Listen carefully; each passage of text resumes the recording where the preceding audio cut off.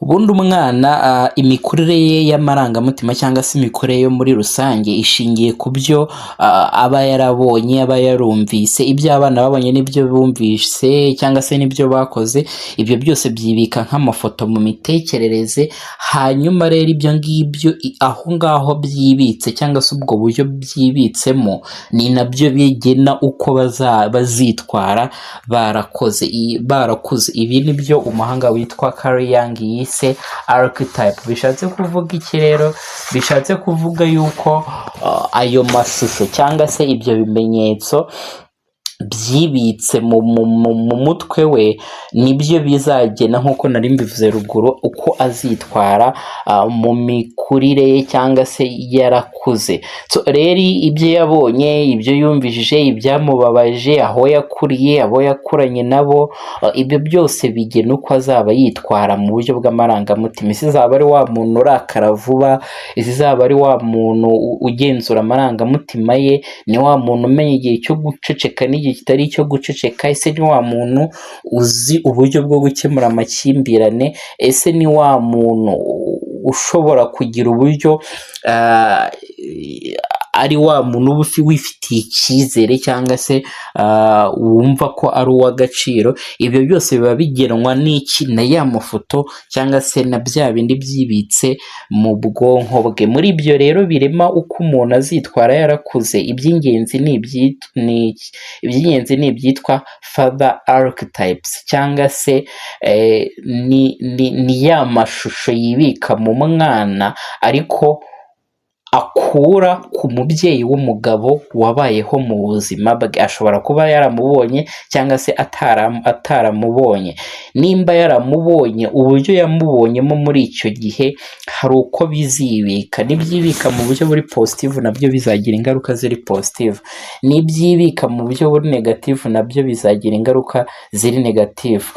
Urugero hano ni nk'uko waba umwana yakura afite umubyeyi, yakurira mu maboko y'ababyeyi bombi, noneho umubyeyi w'umugabo akaba ari wa wundi uhora ateza amakimbirane mu rugo, uhora mu ntonganya na mama wabo, uhora akubita umubyeyi w'umugore. Ibyo byose, ayo mashusho yibika mu mwana, uburyo yibitsemo, iyo experience akuranye, ni nayo izagena za mbaraga cyangwa se za kigabo zimukuriramo zibika muri ya mafoto. Uko azaba yarazibitse ni nako nawe azagira gute, azazikoresha cyangwa se ni nako nawe zizamuremamo. Rero iyi fatherhood cyangwa se father figure icyo ikora mu mitekerereze y'umwana, imuremamo imbaraga z'uko umwana azatekereza cyangwa se azitwara mu kugenzura amarangamutima ye, akaba uwo agomba kuba we. Muri make, iyo atagize imirere ikwiye ituruka ku mubyeyi w'umugabo, ahura n'ikibazo cyo kuba yakwisobanukirwa, ahura n'ikibazo cyo kuba ari wa muntu ufite icyerekezo n'umuhate wo kugira ibyo akora. Muri make, imirere itangwa n'umubyeyi w'umugabo mwiza ishushanya mu marangamutima y'umwana kuba ari wa wundi utazashingira ku bandi, wa wundi uzumva anyuzwe n'uko ari kandi yiteguye kuba yabibyazamo umusaruro. Icyo ni nacyo gitanga umuhate ndetse n'icyerekezo by'umwana mu gihe azaba yarakuze. Ahangaha rero bitandukanye no mu gihe urukundo rutangwa n'umubyeyi w'umugore, rwo rurema mu mwana ubushobozi bwo kuzakunda, ubushobozi bwo kuzaha umwanya abantu runaka, ariko biganisha n'ubundi ku rukundo, biganisha kuri affection. Muri make, we bimuha wa mutima w'amarangamutima yo gukunda. Mu gihe rero umugabo we atanga amarangamutima yo kugira imbaraga mu byo umuntu azakora, kumenya icyerekezo cy'ubuzima ndetse no gutekana cyangwa se no kugira umutekano muri rusange. Nimvuga umutekano, ubwo mushobora kumva financial security, umutekano nyine ushingiye ku ku by'imari, umutekano wo kuba ushingiye no ku marangamutima. Buriya ku muntu uzi gukemura amakimbirane atuma habaho umutekano mu bijyanye n'imibanire ye n'abandi. Muri make umubyeyi w'umupapa akuremamo agutegura kuzaba muri iyi si yuzuyemo ibigeragezo bitandukanye n'uburyo uzahangana nabyo.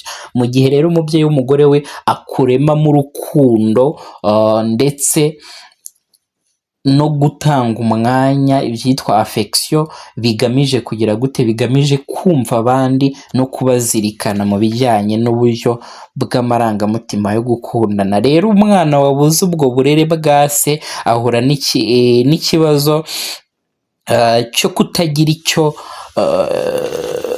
kutagira iyo myihariko twabonye haruguru. Birumvikana azaba ari wa muntu udafite umuhate wo kugira icyo ageraho, azaba ari wa muntu uhora mu makimbirane, uhora uteza amakimbirane bitewe n'uko ntabwo yigeze abona ya sense of security itangwa n'umubyeyi w'umugabo. So rero nuko kugira urukundo bishobora kugena uko umwana azabaho mu gihe cye yarakuze. So rero akenshi abana baba barakuze batarabonye aba role model b'abapapa, nibo usanga bavamo abantu badafite icyerekezo, bandi bahora mu buzima bw'ibiyobyabwenge cyangwa se mu buzima budafite icyerekezo runaka. Ni wa mwana utagira umuhate wo kuvuga ngo ndashaka kugera kuri iki ngiki, bitewe n'iki, izo mbaraga ntazo aba yarabonye mu gihe cye cy'ubwana. Niyo mpamvu rero umubyeyi cyangwa se undi muntu mukuru akwiye kubanza kumenya ngo ese uyu mwana, uyu muntu turi kumwe cyangwa se ibi bituma yitwara gutya bishingiye ku ki? Niyo mahitamo ye cyangwa se ni ibyo bibazo yahuye nabyo mu gihe cye cyo mu bwana. Niyo mpamvu tudakwiye kujajinga abantu, ahubwo dukwiye kubanza kubatega amatwi tukamenya impamvu ibyihishe inyuma. Njye yari MBOT, hano ni kuri Easy Life Talk.